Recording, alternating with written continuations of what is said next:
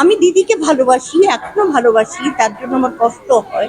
ওই সড়ক বিশ্বাসই শেষ করে দিয়ে গেছিল আমাদের টালিগঞ্জকে, আমাদের সমস্ত শিল্পীদের এবং ইয়ে মানে নিজেদের লোকেদের নিয়ে তারা ব্যস্ত।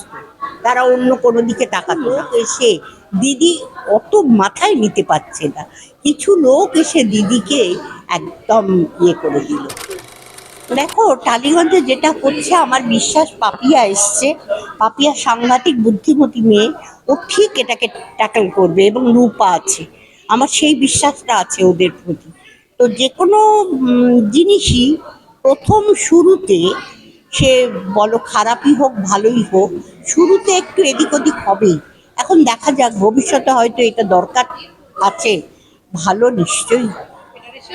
তবে এ তো ঠিক, ওই সড়ক বিশ্বাসই শেষ করে দিয়ে গেছিল আমাদের টালিগঞ্জকে, আমাদের সমস্ত শিল্পীদের এবং ইয়ে মানে আমি ভীষণভাবে জানি অরূপ বিশ্বাসকে।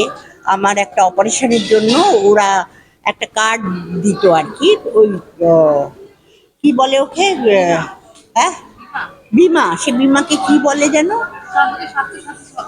না সেটা কার্ড দিত সিনিয়রদের, হ্যাঁ সেটা ছিল। তো হঠাৎ শুনলাম যে না, ওটা দিদি বন্ধ করে দিয়েছে। তো একটা অনুষ্ঠানে অরূপ বিশ্বাসের সঙ্গে আমার দেখা হলো। আমি গিয়ে ওনাকে বললাম যে আমার কার্ডটা বলছে যে দিদি নাকি বন্ধ করে দিয়েছে, তো ওটা করা যাবে না, আমার একটা অপারেশন হবে সেই জন্য। আমার সঙ্গে কথাই বললো না, বললো আমি কিছু জানি না, ওকে জিজ্ঞেস করো। এইরকম ছিল তারা, তাদের নিজেদের লোকেদের নিয়ে তারা ব্যস্ত। তারা অন্য কোনো দিকে তাকাতো না, ভাবতো আমরা যেটা করছি সেটাই ঠিক। নো, ঠিক নয়।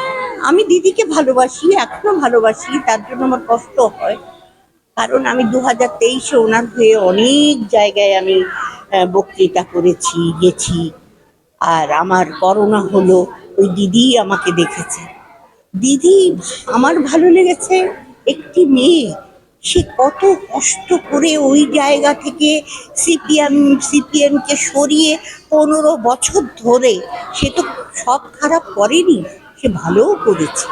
কিন্তু কিছু ইদানিং কি হয়েছে, কিছু লোক এসে দিদি অত মাথায় নিতে পারছে না। কিছু লোক এসে দিদিকে একদম ইয়ে করে দিল। যার জন্য দিদির জন্য আমার কষ্ট হয়।